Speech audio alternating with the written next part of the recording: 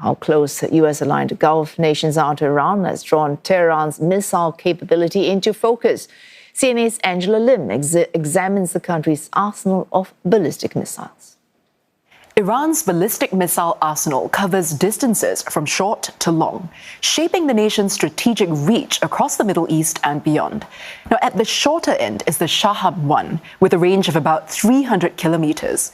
Missiles of this class can reach across the Persian Gulf from launch sites inside Iran, meaning parts of Kuwait, Bahrain, Qatar, the UAE, Saudi Arabia, and Oman could be targets.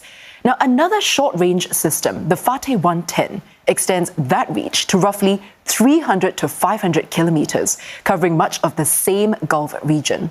The Shahab 2 pushes it further to around 500 kilometers, expanding Iran's strike capability deeper into neighboring territory. With the Zolfaghar missile, the reach increases to about 700 kilometers. The Qiyam-1 extends that distance to about 750 kilometers, placing a wide swathe of the Middle East within striking distance, including Saudi Arabia, the UAE, Kuwait, Bahrain, Qatar, Oman, and Turkey. Now, at the longer end of Iran's missile arsenal are systems such as the Shahab-3, with a reach of up to 2,000 kilometers. Analysts say Iran has the largest stockpile of ballistic missiles in the Middle East.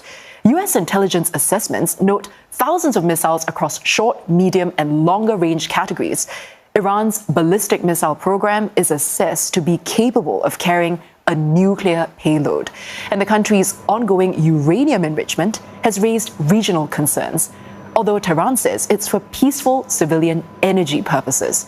Together, these capabilities make Iran's missile program a central pillar of its strategic deterrence, one Tehran has shown little willingness to relinquish, while also fueling the current fighting in the region.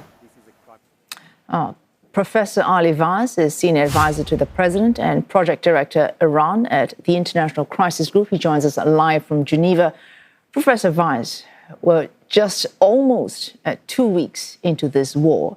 Of course, whoever has the advantage now may not have the advantage in a week or a month. But very crudely, who's winning? It's good to be with you. I think we are at a draw at this moment because the United States and Israel, without any doubt, have superiority when it gets to military capabilities, and they have been able to inflict significant harm on Iran's military capabilities, its retaliatory capacity. They have eliminated senior political and military leaders, but Iran has maintained continuity of governance. It has, in fact, the regime has closed ranks. It has selected a new supreme leader. It is punching back, not just against the US and Israeli interests, but also against almost everybody else in the region. And it's taking the global economy hostage by closing the Strait of Hormuz. So neither side has been able to push the other to blink first and withdraw from this fight, but neither side has lost either.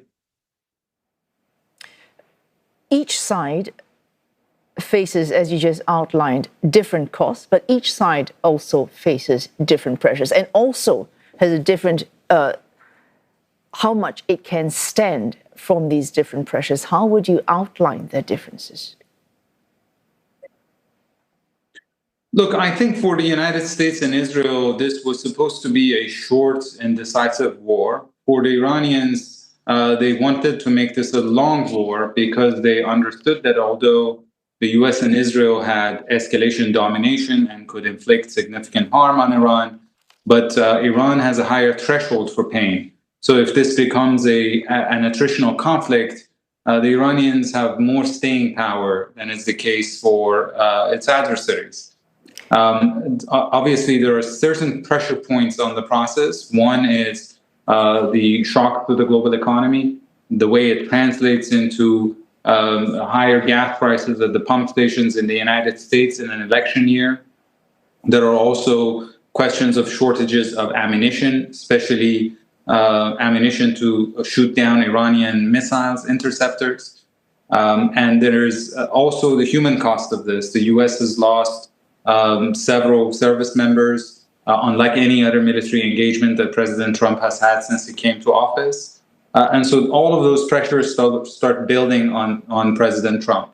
The Iranians, I think the only limitation on their staying power in this would be how much the U.S. has been able to take out their launchers to fire missiles and their drone production capacity and launching capacity. So it's in Iran's interest to stretch this in both time and space.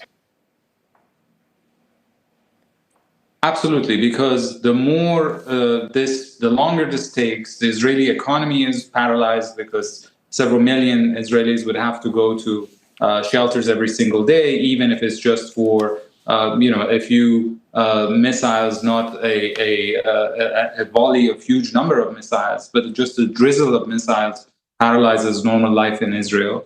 Same with putting pressure on the Persian Gulf and the Strait of Hormuz. You just need 1 or 2 drones per day to continue and keep up this pressure and create the chilling effect.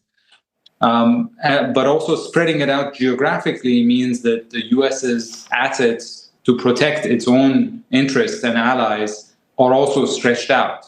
So the longer this goes, the more it will be in the interest of Iran. But of course, it also comes at a huge price for Iran because the US and Israel are targeting, as was in your report, up to 1,000 different targets every single day. But it can take that because Iran's aims are very narrow. It needs to survive. If the leadership has coalesced around a new supreme leader, it has the structure, it has the military IRGC to survive anything at this point. That is right. I mean, Iran is a country that is cornered and is in a battle of survival, and it is willing to pay any price to survive. And the bar is much lower for it because it just needs not to lose. Whereas the United States has defined an ever-changing set of objectives, but some of them are very ambitious, including regime change or selecting the new leader of Iran or completely disarming the country. Yes, in a way, this could end President Trump if he decides to pull the plug on this conflict tomorrow. He would have a narrative of victory. He can say he killed the supreme leader. He re-obliterated Iran's nuclear program. He degraded their missile capacity. But at the end of the day, he hasn't really resolved any of these problems in a sustainable manner. Iran still has a pathway to nuclear weapons. There is still a stockpile of highly enriched uranium that is unaccounted for. It can reconstitute its missile program. And it can stay in this fight even longer after the U.S. withdraws from it. Because, again, as I said, it can keep the pressure on the Strait of Hormuz for a very long period of time. Was it a miscalculation to think that decapitating Iranian leadership would be a decisive blow to take out this regime? Absolutely. Look, I think this whole war was a miscalculation. The United States followed Israel into this war based on faulty assumptions. Assumptions that the regime was on the verge of collapse, that a rapid military decapitation and political decapitation would result in it folding, or overwhelming force would result in it capitulating and surrendering at some point down the road. Even now, the exit ramp that President Trump has in mind might not actually work out the way he thinks, because last year in the 12-day war, he declared unilateral ceasefire and the Iranians accepted. This time, I think if he declares that he's withdrawing from the fight, the Iranians will continue putting pressure on the U.S. because they don't want this cycle of aggression to repeat every 6 months, every 9 months. So they want to try to jack up the price of this for the U.S. and Israel as much as possible. Final, possibly the most difficult question. By your reasoning, this war should end. Should it end? How should it end? Last question. Well, it absolutely should end, but it probably should end with a written ceasefire, maybe a Security Council resolution, something that basically not just freezes the situation, but opens a pathway for a serious negotiation that would create a more stable outcome. We can't just rely on the U.S. or Iran agreeing on some superficial level. We really need these issues to be resolved at a substantive level, and that can only come with painstaking and long diplomatic engagement. Thank you for that. Professor Ali Vaez, Senior Advisor to the President and Project Director, Iran at the International Crisis Group. Thanks so much for joining us this evening.